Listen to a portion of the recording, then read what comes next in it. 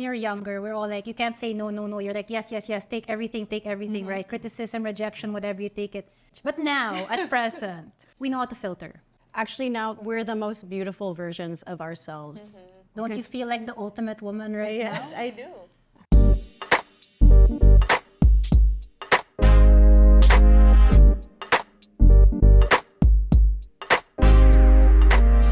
Kumusta, Pep Stars? Welcome to PEP Spotlight. It's a trip down memory lane. Kasi ang guests natin today are three of the most sought-after TV and print commercial models in the early years of 2000. Ayan. We are welcoming the new year with accomplished women in their respective fields of career. We all have here Amanda Griffin Jacob, Kelly Misa Fernandez, and Nicole Hernandez de Los Angeles. Yay! Welcome to PEP Spotlight! Welcome, girls! Thanks for having us. And excited ako kasi mga cover girls and mga talagang eat girls. And I grew up watching these girls, seeing On them TV, di ba? on TV. Parang, wow! Can you still remember or can you walk us down to your first experience as candy cover girls? For me, it was always my dream to be on the cover of Candy. I saw Amanda's Candy cover, and she was the first ever Candy cover girl. After seeing Amanda's, I was like, I want to be on the cover, and I hope that happens for me. And as a new model, of course, you never think that you make it that far. And I was just starting to get like small roles here and there, and I was like, oh my gosh, if I were on the cover, I could die. Like I had that sort of like aspiration. And when it finally happened, I was just, I was stunned, and it was like definitely a milestone in my career. And I bought a lot of copies, like probably 20, and I still have all of them. How about Nicole? And again, like seeing Amanda's cover, diba? Parang like, oh my gosh, wow. Yeah. Will I get the chance, right? I mean, because when you do commercials, really, there's really no name. We're really nameless people in those TVCs, right? Because we play a role. And to be a cover girl, it's like, we're being recognized for who we are, diba? Not the role we're playing. So it was such an honor to be asked to do a cover. And then, syempre, you see Amanda's cover, like, oh my gosh, sana me also. Yeah. And then, when you get the call, you're like, I made it. Ayan, for Amanda, how does it feel that they both look up to you when it comes to being the candy eat girl? I mean, it was a long time ago, but I remember every detail of that because it was one of the big breaks of my career, honestly. And I had no idea, obviously, because Candy it hadn't come out, right? So when they were asking me, I remember the meeting, Luis was with me, my agent, and everything was so happy and supportive, and I just had fun that whole shoot. And then it came out, and it was such a big deal. I think it was a big break for all of us. Oh, definitely. Candy was like, it got me a lot of jobs, a lot more commercial work. We had a name, a right? name. We're not just a tape there, like a VTR. You know what I mean? Like, Yeah. And it's something concrete, like you can actually buy it and see your face there with your name and an article about you. Because the commercial, of course, you have to see it. Like, you have to wait for the commercial to come out. And sometimes... you're not Kelly. Yeah. Right? Like, Yeah. Marie. At least it's just Marie. One of the... Carla Gracia. I know. And until now, it's stopped, right? Yeah. I'm not oily anymore. You're an ultimate woman now. Yes. Yeah. So what were your beauty regimen back then when you were younger? Beauty regimen that time really is just soap, right? Yeah. Proper cleanser. And I don't think we use sunblock. Yeah. I use sunblock because I think I did. No, because I have freckles. Back then, they were always saying, don't go in the sun. Don't go in the sun. We want you as white as possible. They didn't like your They didn't freckles. like the freckles. I mean, they were like, we don't want you to get more freckles. So the one thing that I did, They don't want you to get dark. they didn't want you to get dark because we were all doing whitening. Yeah. Whitening commercials. All of us, right? You and I Yeah, did. see me I did. when I'll go to Thailand for commercials, they would have one day of spa treatment for me to make me lighter. Yeah. Like literally. But for me, hair was so important. Like I had to keep my hair long to get shampoo commercials. Cut your hair. You can't cut your hair, and it has to be black, and you had to be it's so weird talking about this now, but back then, as a model, you really had to have like this cookie cutter sort of image, and your skin had to be as fair as possible, hair long, black, and of course as clear as possible. But luckily for us, like I didn't really get any breakouts or anything, just with soap and water and whatever powder that I didn't even know how to do makeup. But I just learned through the years from doing all of these shoots, especially magazine shoots.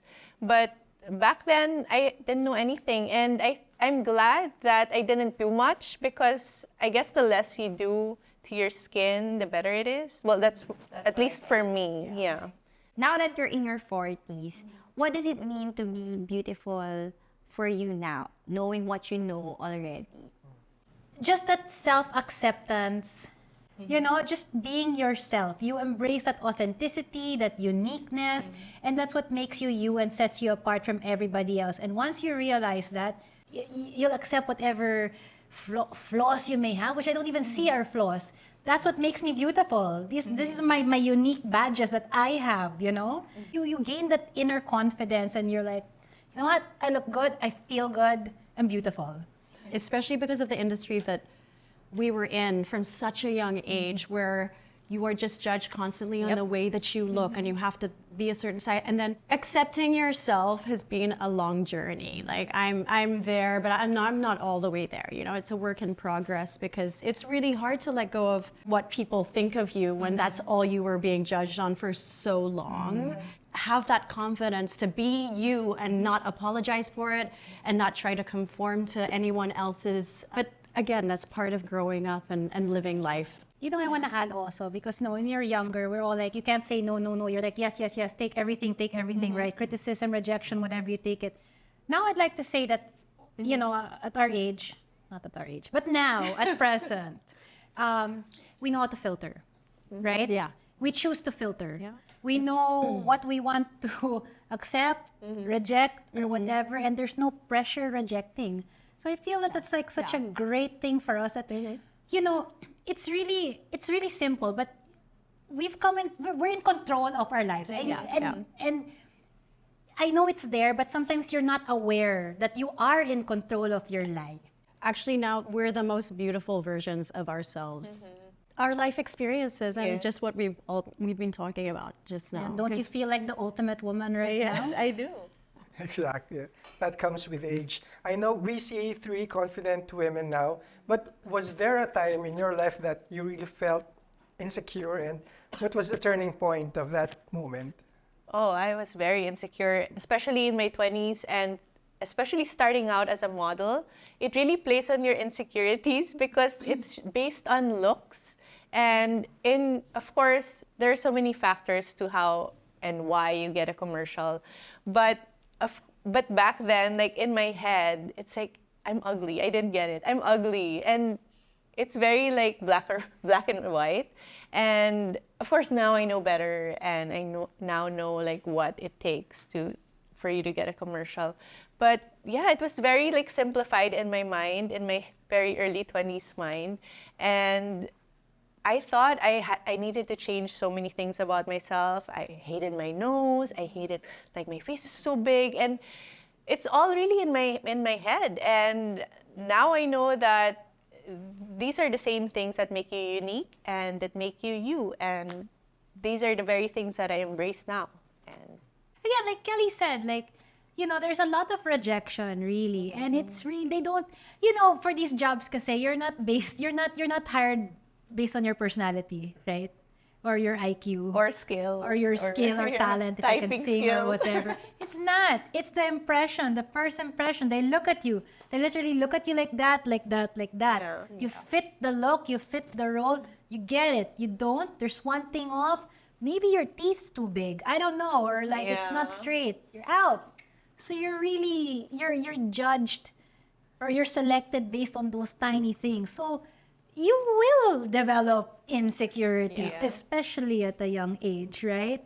And it's through doing that for how many years? It's really a journey of you, it's like a self-discovery of also learning more about yourself, and then eventually coming full circle and accepting yourself. You either take it or leave it, because this is me, and if you want me for the ad and this is my role, I'm gonna get it. You know what I mean? Yeah. Right? No, I I really, love your confidence. No, Nicole. but that's how I would. It's not that I was overconfident, huh? But I mean, when I would go to those castings, I would be like, oh my god, I can't. Tita, why am I here? Why am I here? Why? Look at her. She's like so much taller, sexier, prettier, like that. Yeah. I was like that, nervous. And then I realized, wait, it's really in my mind, it's either it's my ad or not. So when I would get the ads that I shot, it's because I wanted to get them. I really entered the room and I'd be like, I like this ad. I'm gonna get this ad. I would even tell my tita, I'm gonna get this ad. This is gonna be my ad. You wait. You watch. I'm And gonna it's get probably the confidence And then that yes, made you do I was it. gonna say. It's it. your I kid you not. I did a commercial. I was pregnant. They shot me here.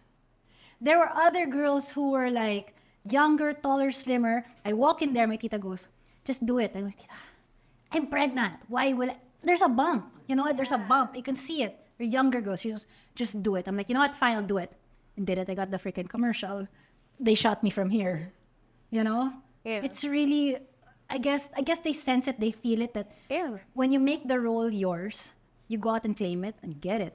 You had to believe in yourself first before others would. Okay, I didn't believe about that because I was really, I was really pregnant. It wasn't a pregnant role. There's not much to add after those two answers. I fully agree with them. But you can't be in this industry and not have insecurities. It is the nature of this industry, unfortunately. How amazing it is how far this industry has come. Because we were subjected to that when we were younger. And as I was saying, we actually had thick skin. I think we really and I think that also helped us get to this place, right, where we are all at now. But I'm happy that this generation has, they have a beautiful, diverse, inclusive environment where everyone is seen. There's not just one type of woman and that's it. There's so many, and everyone can feel accepted and beautiful. And what I like about this conversation, kasi there are younger models out there going through the same insecurities that you've had, and now they hear you about this journey. I'm sure it's going to help them about themselves. Can you share with us some beauty tips that you are following now that you are in your 40s?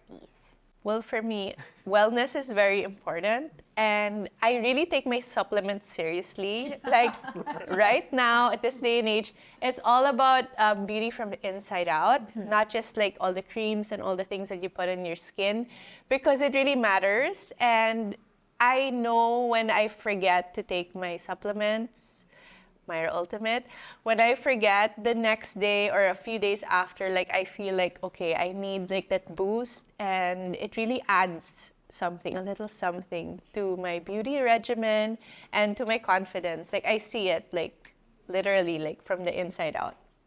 Wow. How about you, Amanda?